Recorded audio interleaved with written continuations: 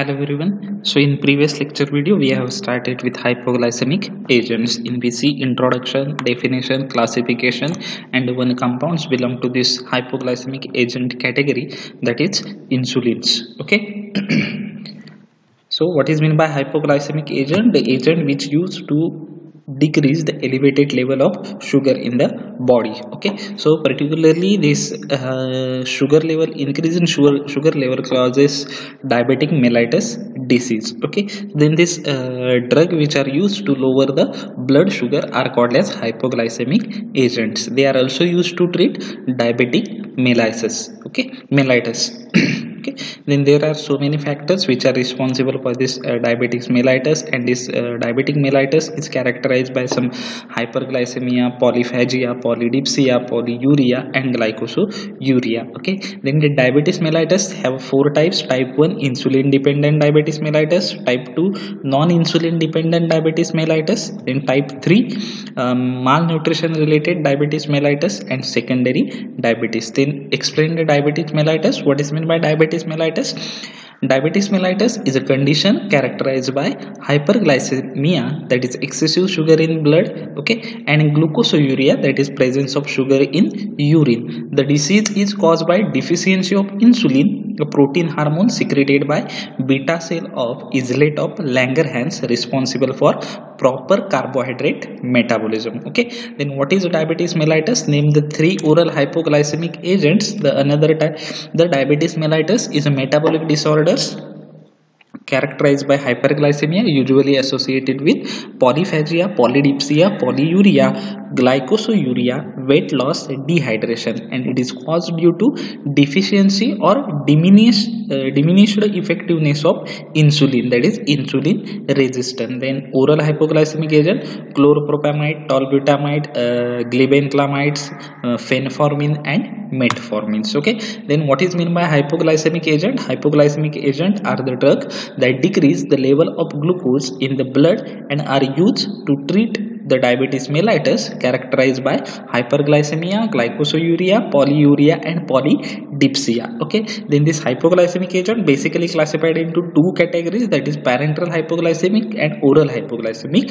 Parenteral hypoglycemic again subclassified into three types: short acting, intermediate acting, and long acting, while oral hypoglycemic again subclassified into four types, that is sulfonylureas, bigonides, thiazolidinediones, and alpha glucosidase inhibitors. Okay, then we see first compound, that is insulin. So insulin is secreted by pancreas, one of the part of pancreas called as a islet of Langerhans. That islet of Langerhans secrete beta cell of that islet of Langerhans secrete pancreas, so they secrete insulins. Okay, this insulin consists of two chains, chain A and chain B, and this is made up by 51 amino acid, while chain 1A consists of 21 amino acid and chain B consists of 30 amino acids. Okay, and these two chains, chain A and chain B, are connected together by disulfide bridge.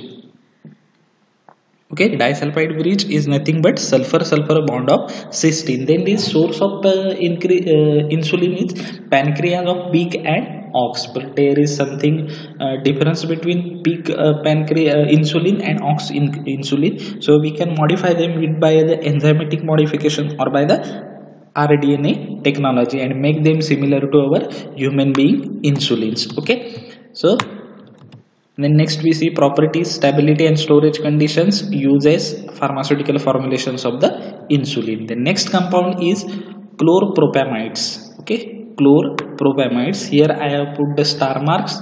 Okay, so structure and IUPAC name is very important for the exam point of view. एक्झामच्या दृष्टीने याचं structure खूप important आहे. Okay, आता हे क्लोरप्रोपॅमाइड आहे, त्याचं जर आपण नाव बघितलं तर ते नाव जर आपण त्याचं पाहिलं तर त्याच्यामध्ये तुम्हाला काय दिसेल?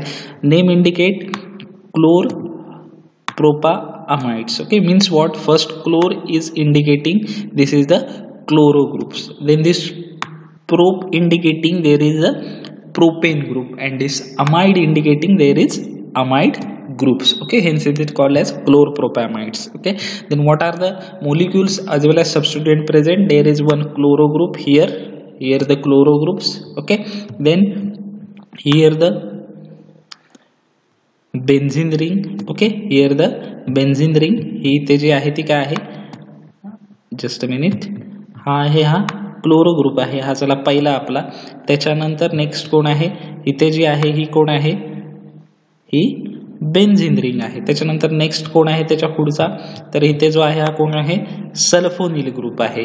ओके, त्याच्यानंतर नेक्स्ट कोण आहे, इथे जो आहे NH C double bond O NH, हा आपण आताच कंपाऊंड शिकलेलो होतो, ते म्हणजे आधीच्या लेक्चरमध्ये, तो म्हणजे युरिया. डायुरेटिक्स मध्ये आपण बघितलं होता, तो आहे युरिया.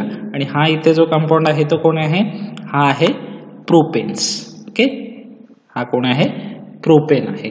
एकतर याला आपण प्रोपाइल अमाइड म्हणू शकतो किंवा प्रोपाइल युरिया म्हणू शकतो. ओके, सो दोन प्रकारे ते होऊ शकतं. ते कसं होऊ शकतं ते आपण बघूया आता. सो आपले सबस्टिट्यूएंट कळले तुम्हाला कोण कोण आहेत, ते सबस्टिट्यूएंट तुम्हाला कळले कोण आहेत.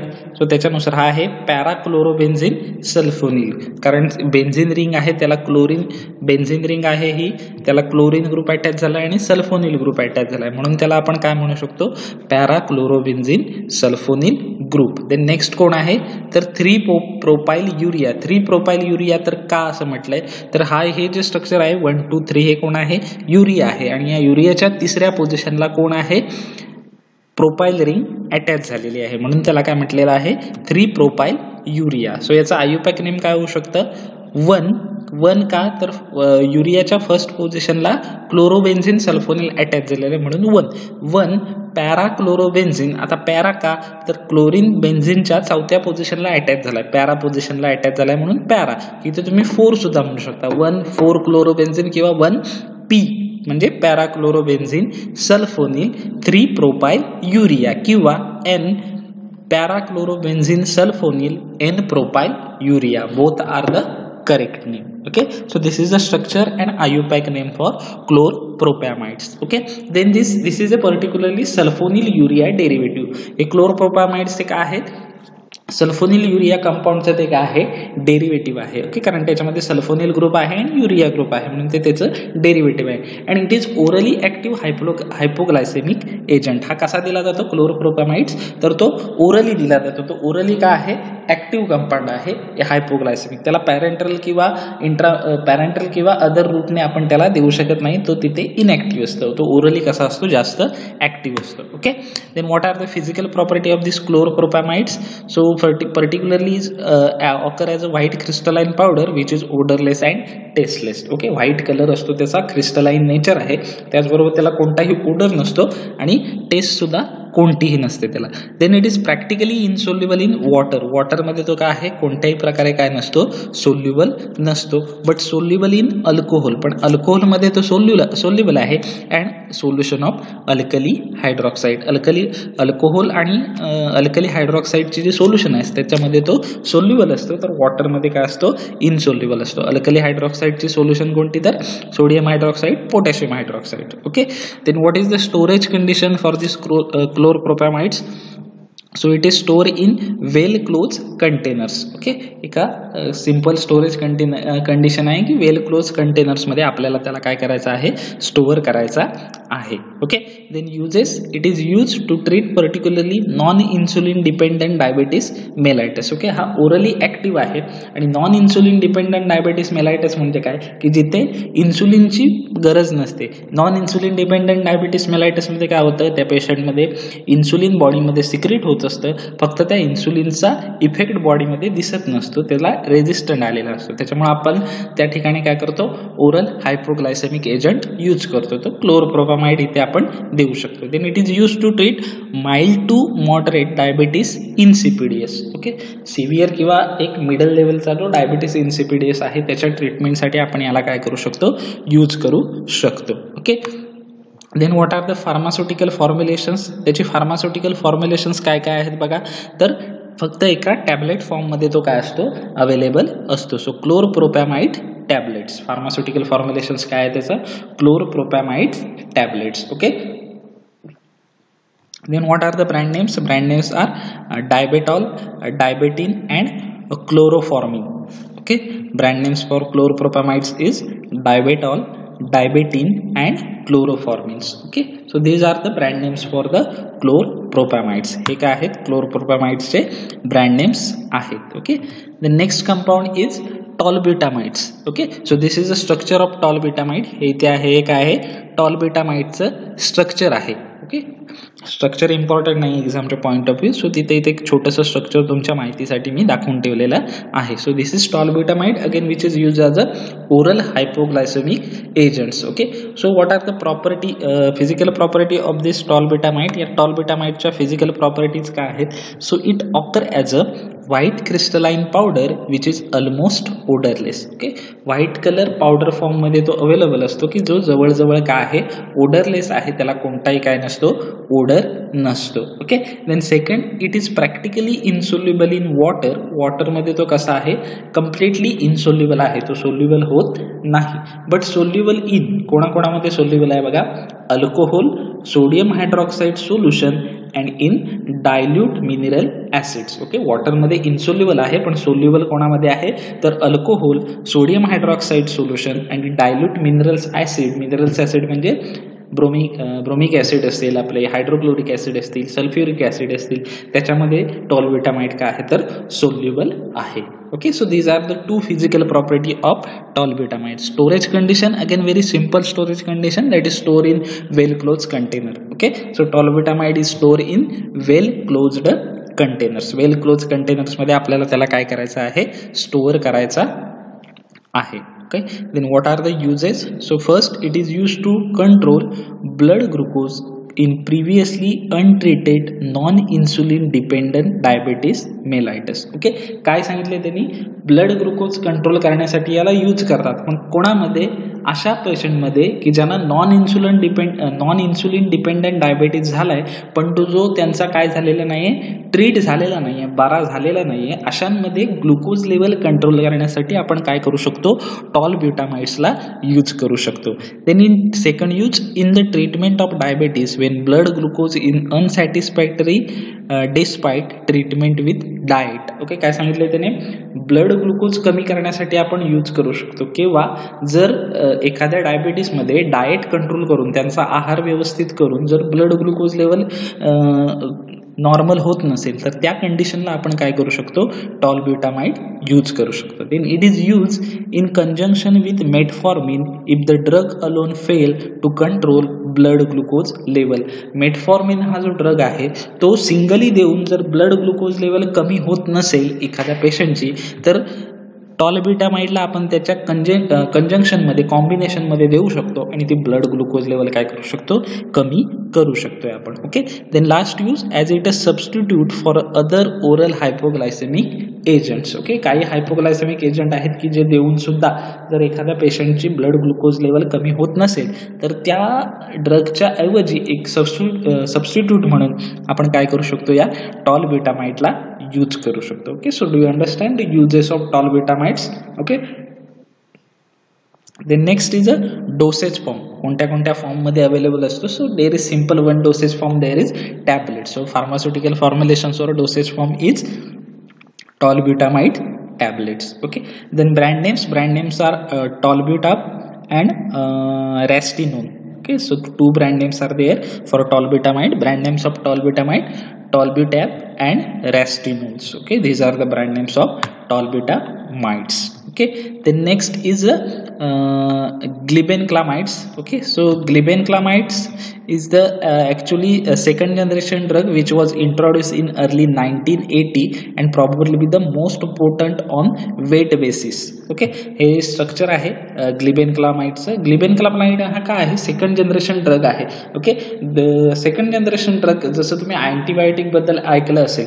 Okay, first generation, second generation, third generation, fourth generation. Okay, हे जनरेशन म्हणजे काय की सुरुवातीला एक ड्रग डिस्कवर केला जातो, तो काही काळ चालतो, 10-15 वर्षात, त्याच्यानंतर त्याचा इफेक्ट दिसणं कमी होऊन जातं, म्हणजे तो ऍक्ट व्हायला त्या डिसीजवरती काम करत नाही. ओके, त्याच्यानंतर मग दुसरा ड्रग सुरू केला जातो, तो झाला सेकंड जनरेशन. अशा प्रकारची असते. सो हा ग्लिबेनक्लामाइड हा सेकंड जनरेशन ड्रग आहे की जो कधी डिस्कवर केला गेलेला आहे 1980 ला and probably most potent on weight basis. Okay, weight basis म्हणजे काय, जी स्थूल माणसं असतात की ज्यांच्यामध्ये हा ड्रग पोटंटली ऍक्ट होतं जाऊन वजन जास्त असलेल्या माणसांमध्ये very potently is drug get act त्यांच्यामध्ये तो काय होतो पोटंटली जाऊन काय होतो ऍक्ट होतो okay then so this is the glibenclamides then what are the physical property of this glibenclamide so it is white crystalline powder and it is odorless कसा आहे तो व्हाईट कलर मध्ये क्रिस्टलाइन पावडर फॉर्म मध्ये तो available असतो आणि तो कसा आहे ओडरलेस आहे त्याला कोणताही काय नसतो ओडर नसतो okay then it is very slightly soluble in water water मध्ये कसा आहे तो स्लाइटली सोल्युबल आहे कायसा अति कमी प्रमाणात बऱ्यापैकी तो कसा आहे सोल्युबल आहे अँड स्पॅरिंगली सोल्युबल इन क्लोरोफॉर्म मध्ये कसा आहे स्पॅरिंगली सोल्युबल म्हणजे अतिशय कमी प्रमाणात तो क्लोरोफॉर्म मध्ये सुद्धा काय होतो सोल्युबल होतो देन स्टोरेज कंडिशन काय आहे it is store in well close containers okay well close containers मध्ये आपल्याला त्याला काय करायचं आहे स्टोअर करायचं आहे सो स्टोरेज प्रॉपर्टी काय आहे अतिशय सिंपल स्टोरेज कंडिशन आहे काय it is store in well closed containers okay then what are the uses of this glibenclamides so it is used to treat non-insulin dependent diabetes mellitus either alone with controlled diet or in combination with biguanides okay कशासाठी use केला जातो तर non insulin dependent diabetes की ज्याच्यामध्ये insulin द्यायची गरज नसते कारण त्यांच्या पेशंटच्या बॉडीमध्ये इन्सुलिन ऑलरेडी सिक्रेट होत असतं फक्त ते ऍक्टिव्ह नसतं ओके त्याच्यामुळे आपण याला आयदर ग्लिबेनक्लामाइडला अलोनली म्हणजे एक सिंगल ड्रग म्हणून देऊ शकतो किंवा व्यवस्थित डाएटचं मॅनेजमेंट तो डाएट कंट्रोल करून ग्लिबेनक्लामाइड देऊ शकतो किंवा बायगोनाइट्स हा जो ड्रग आहे जो आपल्याला पुढे येणार आहे त्याच्या कॉम्बिनेशन बरोबर आपण याला देऊ शकतो non insulin dependent diabetes mellitus patient मध्ये okay then second use it is used as a substitute for other hypoglycemic agent which cause undesirable side effects okay आता variety of hypoglycaemic agent available आहेत त्यातले काही हायपोग्लायसेमिक agent patient मध्ये use करताना समजा जर काही प्रकारचे साइड इफेक्ट्स दिसत असतील तर ते साइड इफेक्ट्स दिसत असल्यामुळं त्या ड्रगच्या ऐवजी जर कुठला ड्रग वापरायचा असेल तर तिथे सबस्टिट्यूट म्हणून आपण ग्लिबेनक्लामाइड काय करू शकतो यूज करू शकतोय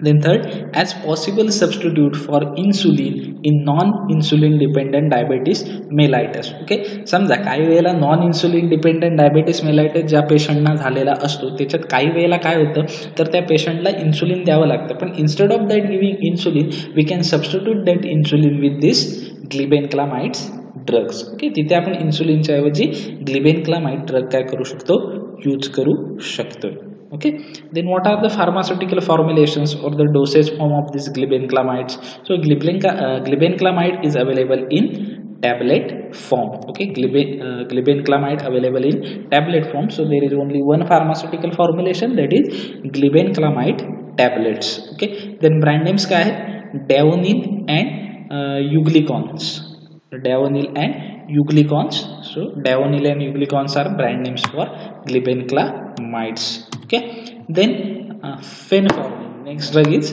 fenformin this is the biguanide derivative we already talked that is glibenclamide is given in a combination with biguanide derivative so this fenformin is the biguanide derivative metformin is also biguanide derivatives okay so this is consist of biguanide derivative this NH C double bond NH C double bond NH and this NH2 this is the biguanide moiety या compound मध्ये जे structure आहे कोणतं तर हे बघा इथून NH C double bond NH C double bond NH NH2 हे जे मार्क केलेलं स्ट्रक्चर आहे हे कोणतं आहे तर हे आहे बायगोनाइड डेरिव्हेटिव्ह आणि हे काय आहे हे फिनाइल रिंग आहे ओके आणि त्याच्यामध्ये इथाइल ग्रुप तिला काय झालेलं आहे अटॅच झालेलं आहे so it is 2-phenyl ethyl and this is one is the bigonide moiety so IUPAC name is simple that is 1 कारण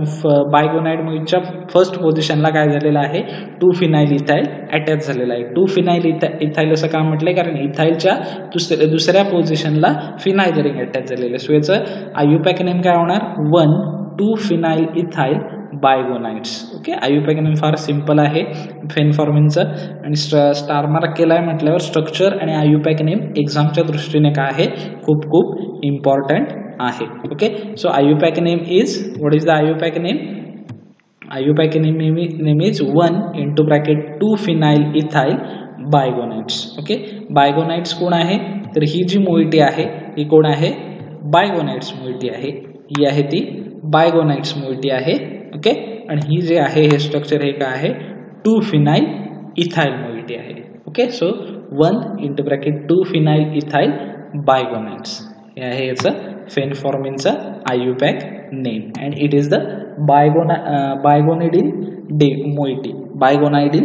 मोइटी. ओके, सो एक्झामला विचारू शकतात तुम्हाला, write down the structure. Directly विचारू शकत नाहीत, डायरेक्टली सुद्धा विचारतात काय वेळेला, give the structure and IUPAC name of phenformin, किंवा विचारू शकतात give the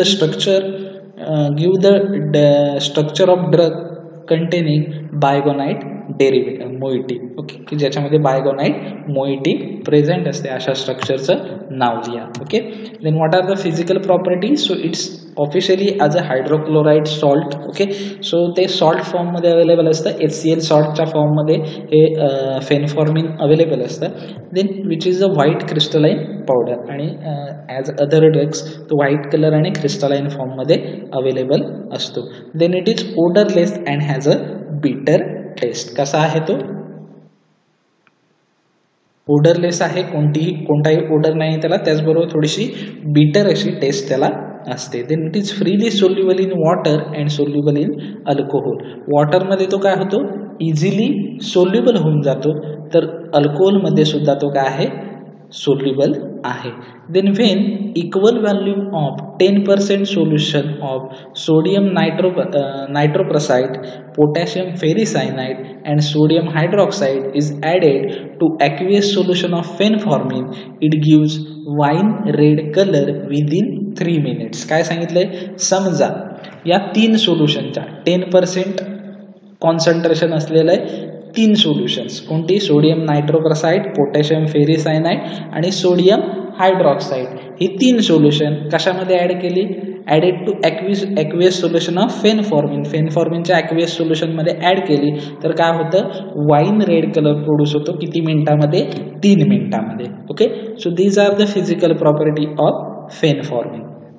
Then storage condition again very simple, store in well closed containers. Okay, then let's see the uses of fenformin. So fenformin is particularly used to treat non-insulin dependent diabetes mellitus. Okay, non-insulin dependent diabetes mellitus ज्याच्यामध्ये insulin ह्या drug देण्याची गरज नसते, त्या diabetes मध्ये आपण याला use करू शकतो. Okay, then it is use to reduce blood sugar level in cortisone induced hyperglycaemia. Okay, cortisone induced hyperglycaemia मध्ये आपण ब्लड मधली शुगर लेवल कमी करण्यासाठी याला यूज करू शकतो. आता कॉर्टिसोन इंड्यूस्ड हायपरग्लायसेमिया म्हणजे काय, तर आपण डायबिटीस मेलाइटस का होतो याची रिझन बघताना एक रिझन बघितलं होतं की drug induced diabetes mellitus. Drug induced म्हणजे काय, एखाद्या ट्रीटमेंटसाठी आपण जो ड्रग घेतोय त्याच्यामुळे जर आपल्याला आपली ब्लडमधली शुगर लेवल वाढत असेल तर त्याच्यामुळे होणारा डायबिटीस. तसा कॉर्टिसोन ह्या ड्रगमुळे, कॉर्टिसोन काय आहे, स्टिरॉइड आहे, आणि त्याच्या ट्रीटमेंट तुम्हाला चालू असेल तर त्या कॉर्टिसोनचा साईड इफेक्ट असा आहे की तो आपल्या ब्लडमधली शुगर लेवल वाढवतो, तो इन्सुलिनला इनॲक्टिवेट करून टाकतो. ओके, सो तो कॉर्टिसोन इंड्युस्ड हायपरग्लायसेमिया जो आहे, कॉर्टिसोनमुळे वाढणारी ब्लडमधली शुगर लेवल ती कमी करण्यासाठी आपण काय करू शकतो, तर या फेनफॉर्मिनला यूज करू शकतो. Okay, so do you understand what is mean by cortisone induced hyperglycaemia. Then it is use to reduce blood cholesterol in maturity onset diabetes. Okay, blood cholesterol in maturity onset diabetes म्हणजे काय, blood मधली cholesterol level reduce करण्यासाठी. कोणामध्ये, maturity onset diabetes म्हणजे वय जास्त झाल्यामुळे जेव्हा डायबिटीस होतो तेव्हा ब्लड मधली कोलेस्ट्रॉल लेवल सुद्धा काय होते, इन्क्रीज होते, आणि त्याच्यामुळे ती कोलेस्ट्रॉल लेवल डिक्रीज करण्यासाठी आपण या फेनफॉर्मिनला काय करू शकतो, यूज करू शकतो. Okay, then what are the pharmaceutical formulations of this fenformin? So fenformin is available in only tablets form. Okay, so fenformin tablets. Okay, then what are the brand names? Brand name are Sucronase and B-Slim. Sucronase and B-Slim, these are the two brand names for fenformin. So understand the physical property, uses, stability, storage, brand names and pharmaceutical formulations of fenformins. Okay, so this is regarding the fenformin. The next compound is metformins. Okay, metformin, last compound is the metformin. So this is the structure of metformin. Okay, and if you see the structure of metformin, this is again the biguanides moiety. हे सुद्धा काय आहे, बायगोनाइट्स moiety आहे. कारण इथं जर तुम्ही बघितलं हे स्ट्रक्चर पुन्हा कोणतं आहे, मागच्या फेनफॉर्मिन सारखंच काय आहे, बायगोनाइट मोइटीचं आहे. ओके, सो जर क्वेश्चन आला what is the difference between phenformin and metformin, काय दोघांमधला डिफरन्स आहे, तर दोघांमध्ये बायगोनाइट्स मोइटी प्रेझेंट आहे. पण इथे जो आहे हा डिफरन्स आहे या मॉलिक्यूलचा, इथे जो मॉलिक्यूल अटॅच आहे त्याचा काय आहे, डिफरन्स आहे. मेटफॉर्मिन मध्ये कोण आहे तर dimethyl group, dimethyl amine group present आहे. तोच फेनफॉर्मिन मध्ये कोण आहे, 2-phenyl ethyl ग्रुप प्रेझेंट्स आहे. ओके, सो आन्सर काय येणार, what is the difference between phenformin and metformin. So metformin is differ from phenformin having dimethyl amino group instead of 2-phenyl ethyl group. Dimethyl amine group याच्यात असतो तर phenformin मध्ये कोण असतं, 2-phenyl ethyl group present असतो. Okay, so it is only one बायगोनाइट, it is only biguanide derivative available therapeutically as a phenformin, buformin have been withdrawn because of their high risk induce lactic acidosis. Okay, आणि आता सध्या मार्केटमध्ये किंवा आता सध्या doctor जे use करतात ती एकमेव बायगोनाइट डेरिव्हेटिव्ह आहे हा मेटफॉर्मिन्स. ओके, मगाशी जो आपण ड्रग बघितला फेनफॉर्मिन आणि दुसरा एक असतो तो म्हणजे ब्युफॉर्मिन, हे दोन ड्रग आता यूज केले गेले जात नाहीत, त्यांचं प्रोडक्शन सुद्धा केले जात नाही, ते बॅन आहेत. का तर त्यांच्यामध्ये साईड इफेक्ट आहे की त्याच्यामुळे लॅक्टिक ॲसिडॉसिस होतो. ॲसिडॉसिस, अल्कलॉसिस आपण बघितलेला आहे. तो लॅक्टिक ॲसिडॉसिस होत असल्यामुळं हे फेनफॉर्मिन आणि ब्युफॉर्मिन्स हे काय केले गेलेले आहेत, दोन्ही ड्रग काय केले गेलेले आहेत तर बॅन केले गेलेले आहेत. त्याच्यामुळं सध्या एकमेव बायगोनाइट डेरिव्हेटिव्ह अवेलेबल आहे ती म्हणजे मेटफॉर्मिन जी यूज केली जाते therapeutically. Okay, then what are the physical property of this metformin? So it is hydrochloride salt is white crystalline powder. Salt form मध्ये अवेलेबल असतं, HCl सॉल्ट फॉर्म त्याचं अवेलेबल असतं आपल्याकडे. ओके, आणि कसं आहे ते, it is hydrochloride salt, hydrochloride salt form मध्ये ते काय असतं, अवेलेबल असतं. Then it is odourless and has a bitter taste. कसं आहे ते, ओडरलेस आहे आणि त्याची टेस्ट कशी असते, बिटर असते. Then it is hygroscopic in natures. Okay, hygroscopic काय म्हणजे काय, मॉइश्चर काय करणार ते इझिली काय करणार, ॲब्सॉर्ब करणार. सो ते कसं आहे, हायग्रोस्कोपिक इन नेचर आहे. Then it is freely soluble in water and practically insoluble in chloroform. वॉटरमध्ये कसं आहे ते इझिली सोल्युबल होऊन जातं, तर क्लोरोफॉर्ममध्ये कसं आहे, प्रॅक्टिकली इनसोल्युबल आहे. Okay, so this is the physical property of metformin. Then what is the stability and storage condition? As we see in physical property, it is hygroscopic in nature, so we need to store in tightly closed containers. Okay, so it is hygroscopic in nature, hence it is stored in tightly closed container. tightly closed container मध्ये आपल्याला त्याला काय करायचं आहे, store करायचं आहे. Then uses काय आहेत बघा, it is use to treat first non insulin dependent diabetes mellitus. Okay, non insulin dependent diabetes मेलाइटसच्या ट्रीटमेंटसाठी आपण त्याला काय करू शकतो, यूज करू शकतो. Then second, insulin dependent diabetes mellitus in combination with insulin. आता जो फर्स्ट टाईप आहे इन्सुलिन डिपेंडंट डायबिटीस मेलाइटस की ज्याच्यामध्ये काय द्यावं लागतं आपल्याला, इन्सुलिन पेशंटला एक्सटर्नली द्यावं लागतं एक्झोजिनियसली. ओके, त्याच्यामध्ये इन्सुलिनच्या सोबत आपण हा मेटफॉर्मिन ड्रग सुद्धा पेशंटला देऊ शकतो ट्रीटमेंटसाठी. Then third, diabetes associated with hyperlipoproteinaemia. Okay, जी डायबिटीस की ज्याच्यामध्ये लिपिड आणि प्रोटीन लेवल सुद्धा ब्लड मधली वाढते, त्या ट्रीटमेंटसाठी सुद्धा आपण या मेटफॉर्मिनला काय करू शकतोय, यूज करू शकतो. Then it is also use to treatment of obesity. Obesity स्थूलपणा किंवा शरीराचा जो लठ्ठपणा आहे त्याच्यामध्ये फॅट लेवल डिक्रीज करून तो ओबेसिटी लठ्ठपणा कमी करण्यासाठी आपण या मेटफॉर्मिनला काय करू शकतोय, यूज करू शकतोय. देन डोसेज फॉर्म जर this are the uses of metformin, and if we see dosage form, there is only one dosage form available, that is metformin tablets. Okay, then brand names are Diabex and Diabex and Difibrins. These are the two brand names for metformins. Okay, so this is regarding the metformins. हे काय आहे, metformin बद्दल आहे. आणि इथं आपलं हे हायपोग्लायसेमिक agent हे युनिट काय झालेलं आहे, एंड झालेलं आहे. आता याच्यामधला इम्पॉर्टंट पार्ट काय काय आहे तर बघा, इंट्रोडक्शन तुम्हाला तुमच्या माहितीसाठी माहीत असली पाहिजे की बाबा, कारण जर तुम्हाला डायबिटीस मेलायटिस हेच माहीत नसेल तर हायपोग्लायसेमिक एजंट का यूज करायचे याची माहिती असून काही उपयोग नाही. Okay, so important is that की तुम्हाला नॉर्मल ब्लड शुगर लेवल माहिती असली पाहिजे फॉर जनरल नॉलेज. त्यानंतर तुम्हाला हे डायबिटीस मेलायटिसचे 4 टाईप की जे इम्पॉर्टंट आहेत, insulin dependent, non insulin dependent, malnutrition related and secondary diabetes. हे 2 question, explain diabetes mellitus, what is diabetes mellitus, name 3 oral hypoglycaemic agent, त्यानंतर define hypoglycaemic agent and classification of hypoglycaemic agents. Okay, then इन्सुलिनच्या physical property, stability and storage condition compulsory विचारलं जातं. Uses, pharmaceutical युजेसपेक्षा pharmaceutical formulation सगळ्यात जास्त विचारली जातात इन्सुलिनची. Okay, then chlorpropamides, structure, IUPAC name. Okay, क्लोरप्रोपॅमाइडचे स्ट्रक्चर, आयुपॅक नेम. ओके, टॉलबिटामाइडचे युजेस, ग्लिबेनक्लामाइडचे uses. Okay, phenformin, structure, IUPAC name, physical properties. Okay, metformin, physical property, uses, brand names तर सगळ्यांच्या गोष्टींचे इम्पॉर्टंट आहेत, pharmaceutical formulation and brand names.